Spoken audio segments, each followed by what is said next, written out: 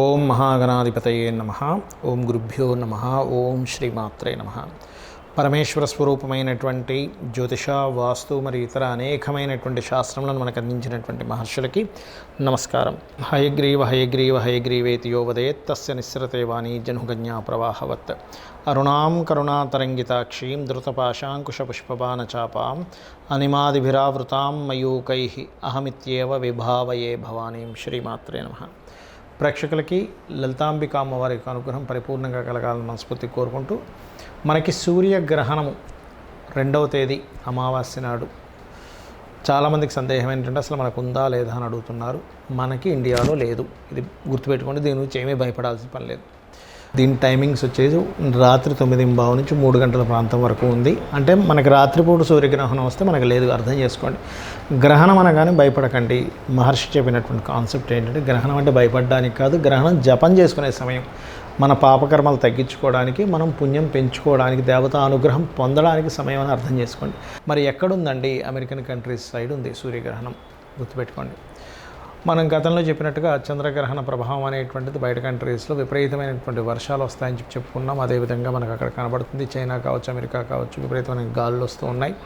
అయితే ఇక్కడ ఈ సూర్యగ్రహణానికి 12 లగ్నాల వారికి ఏ విషయాల పట్ల బాగుంటుంది, ఏ లగ్నాల వాళ్ళకి లేదా ఏ రాశి వారికి బాగుంటుంది, ఎటువంటి పరిహార మార్గం చేసుకోవాలి, ఎటువంటి జాగ్రత్తలు తీసుకోవాలనే విషయాన్ని ఇప్పుడు మనం ఒక్కొక్క లగ్నరీత్యా తెలుసుకుందాము. లగ్నం తెలియని వారు రాశిపరంగా చూసుకోవచ్చు. ఈ విషయాలు చెప్తుంది నేనైనప్పటికీ కూడా చెప్పిస్తుంది సాక్షాత్ లలిత అమ్మవారిగా భావిస్తూ ఒక్కొక్క లగ్నం గురించి మనం తెలుసుకుందాం. సింహలగ్నము, సింహరాశి. సింహం వారు కనుక చూసుకున్నట్లయితే ప్రత్యేకంగా ఇక్కడ మీకు ఈ గ్రహణ ప్రభావం ఏదైతే ఉందో దేని మీద పడుతుంది, ఏమిటి పరిస్థితి అని చెప్పి చూసుకున్నట్లయితే 2వ స్థానంలో సింహం వారికి గ్రహణ ప్రభావం ఉంది. అంటే ఏమిటి? ఫైనాన్షియల్ మ్యాటర్స్, కుటుంబ సభ్యులకు సంబంధించినటువంటి అంశాలు, ధన సంబంధించినటువంటి అంశాల్లో కుటుంబ సభ్యుల్లో ఇన్వాల్వ్ అయినటువంటి వారు, బావమరిది, మామయ్య వరుస వాళ్ళు, బంధువర్గం వారు, తండ్రి లేదా అమ్మమ్మ నాన్నమ్మలకు సంబంధించిన ఏదైనా ప్రాపర్టీ రిలేటెడ్ సంబంధించిన ఇష్యూస్, వీటి మూలంగా మీకు ఇబ్బందులు అనేవి వస్తూ ఉంటాయి సింహం వారికి. అయితే ఇక్కడ మీరు అర్థం చేసుకోవాల్సిన విషయం ఏంటంటే, ఈ మ్యాటర్స్లో ఈ గ్రహణం నుంచి 40 రోజులు కొంత జాగ్రత్తగా ఉండాలి. ఇది చూసుకుంటే సరిపోతుంది. మరి గ్రహణం మన ఇండియాలో ఉందా లేదంటే అసలు ఇండియాలో లేదు, విదేశాల్లో ఉంది, అమెరికన్ కంట్రీస్లో ఉంది. అక్కడ ఉండేటువంటి వారికి దీని ప్రభావం ఎక్కువగా ఉంటుంది, ఇక్కడ ఉండేటువంటి వారికి పెద్ద ప్రభావం ఉండదు. కాకపోతే కొంత జాగ్రత్తగా ఉండండి ఈ విషయాల్లో. అలాగే మరి ఈ సింహలగ్నం లేదా సింహరాశి వారు ఏ దేవత ఆరాధన చేసుకుంటే అద్భుతంగా ఉంటుంది అంటే, దత్తాత్రేయుడి యొక్క స్తోత్ర పఠనం చేయండి, గురుగ్రహ ఆరాధన చేయండి.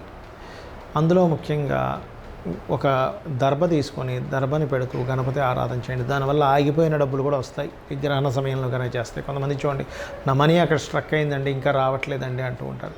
అటువంటివి వెనక్కి రావడం అనేటువంటిది ఖచ్చితంగా జరుగుతుంది.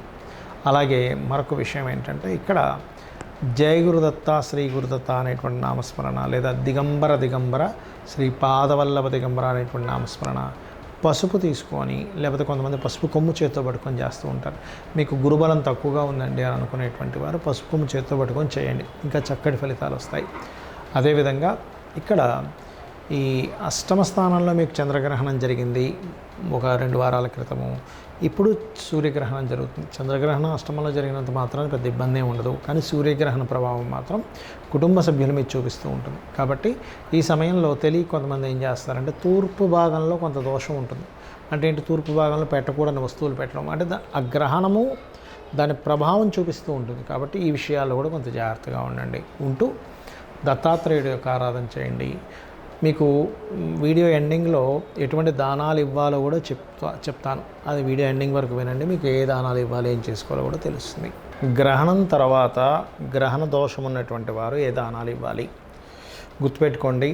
గోధుమలు 1 కేజీ, కేజీంబావు గోధుమలు, కేజీంబావు బియ్యము, మినుములు, ఉలవలు, ఈ 4 పదార్థాలు తీసుకోండి. అదేవిధంగా సూర్య ప్రతిమ, చంద్ర ప్రతిమ అని ఉంటాయి మనకి పూజా సామాగ్రి స్టోర్స్లో దొరుకుతుంది. అదేవిధంగా మీకు నాగపడిగ ప్లస్ దీంతోపాటు ఒక ఇత్తడి గిన్నె, చిన్న ఇత్తడి గిన్నె తీసుకొని దాంతో నెయ్యి కూడా, ఆవు నెయ్యి కూడా పెట్టి, స్వచ్ఛమైన ఆవు నెయ్యి పెట్టి వీటిని దానంగా ఇవ్వాలి. మరి ఎప్పుడు ఇవ్వాలి? గ్రహణం అయిపోయిన తర్వాత ఆ రోజైనా ఇవ్వచ్చు. అదేవిధంగా మనకి నెక్స్ట్ డే కూడా ఇవ్వచ్చు, ప్రాబ్లం ఏం లేదు. అయితే ఈ గ్రహణ ప్రభావం మాత్రం 40 రోజులు ఉంటుంది, గుర్తుపెట్టుకోండి. మరి ఇక్కడ చాలామందికి ఏమండి మనకి నాకు డేట్ ఆఫ్ బర్త్ లేదు, టైం లేదు, నాకు అసలు ఏ రాశో కూడా తెలియట్లేదు, అలాంటప్పుడు నేను ఇవ్వచ్చా అని అడుగుతూ ఉంటారు. ఖచ్చితంగా ఇవ్వచ్చు, దోషమేం లేదు. అదేవిధంగా ఏ రాశో కూడా తెలియనటువంటి వారు జాగ్రత్త తీసుకోవాల్సింది ఏమిటి అంటే, ముఖ్యంగా అప్పుల విషయంలో జాగ్రత్త పడాలి. సూర్యగ్రహణం న్యాచురల్ 6th హౌస్లో జరుగుతుంది కాబట్టి అనవసరంగా లిటిగేషన్స్లో ఇరుక్కుంటాను అనుకునేటువంటి విషయాల్లో జాగ్రత్త పడాలి. అంటే మనం ఊరికనే పోయి ఇందులో లిటిగేషన్స్ ఇరుక్కుంటాం, అటువంటివి ఏమైనా ఇరుక్కుంటామో లిటిగేషన్స్ అనుకునే విషయాల్లో చాలా జాగ్రత్తగా ఉండాలి. మీకు date of birth, time of birth లేనటువంటి వారు ఆరోగ్య సంబంధించిన విషయంలో జాగ్రత్త పడాలి. ఇది ఒకటి గుర్తుపెట్టుకోండి. అదేవిధంగా మనకు ఆ రోజు అమావాస్య కూడా వస్తుంది కాబట్టి అమావాస్య నాడు అమ్మవారి ఆరాధన చాలా మంచిది. మరియు ఈ అమావాస్య తర్వాత మనకి నవరాత్రులు వస్తున్నాయి కాబట్టి అమావాస్య రోజు పాటించాల్సింది కూడా ఏమిటంటే, మీరు చక్కగా మధ్యాహ్నం పూట అంటే నెక్స్ట్ డే మనకి అమ్మవారి నవరాత్రులు స్టార్ట్ అవుతున్నాయి కాబట్టి మధ్యాహ్నం పూట నెయ్యి కలిపినటువంటి అన్నాన్ని తీసుకోండి. ఇది శాస్త్రంలో ఉన్నటువంటిది. రాత్రికి పలహారం తీసుకోండి. అలాగే అమావాస్య నాడు పూర్తి లలితా సహస్రనామాలు శ్రవణము లేదా పఠనం చేయండి. ఏమండి నేను ఆకలితో ఉండలేను అని అనుకునేటువంటి వారు పాలు లాంటివి తీసుకోవచ్చు ఉదయం పూట. అంటే మధ్యాహ్నమే చేయమన్నారు, ఉదయం అమావాస్య ఉండమన్నారు కదా, ఉపవాసం అనుకుంటే ఒకటి శాస్త్రంలో ఏంటంటే చిన్నపిల్లలు, రోగగ్రస్తులు, అదేవిధంగా బాగా ఏజ్డ్ పర్సన్స్ ఉండాలని రూల్ ఏం లేదు. ఉపవాసం వాళ్ళకి శక్తి ఉంటేనే ఉండమని చెప్తుంది శాస్త్రం. అదేవిధంగా అమావాస్య నాడు బెల్లము, క్యారెట్స్ గోవుకి తినిపించండి. నవగ్రహాలకి ముఖ్యంగా నాకు ఏ డేట్ ఆఫ్ బర్త్లో ఏమీ లేవనుకునేటువంటి వారు ఇంకో రెమెడీ కూడా చేసుకోవచ్చు. ఏమిటది? గ్రహణ ప్రభావం పడకుండా ఉండాలంటే ఈ 40 రోజులు ఉంటుందని చెప్పాం కదా దీని ప్రభావము, వీలున్నప్పుడల్లా కూడా రోజు పెడితే ఇంకా మంచి దీపారాధన నవగ్రహాలకి. లేనట్లయితే రవి, చంద్ర, రాహుకేతు గ్రహాల దగ్గర దీపం వెలిగించండి. ఎందుకంటే చాలా ప్రదేశాల్లో దానం తీసుకునే వాళ్ళు ఉండరు. ఇంకొన్ని ప్రదేశాల్లో అయితే, విదేశాల్లో అయితే అసలు గ్రహణం దగ్గర నవగ్రహాల దగ్గర దీపమే పెట్టనివ్వరండి అంటూ ఉంటారు. అలాంటప్పుడు దానికి దూరంగా ఒక ప్రదేశం ఉంటుంది దీపం పెట్టడానికి.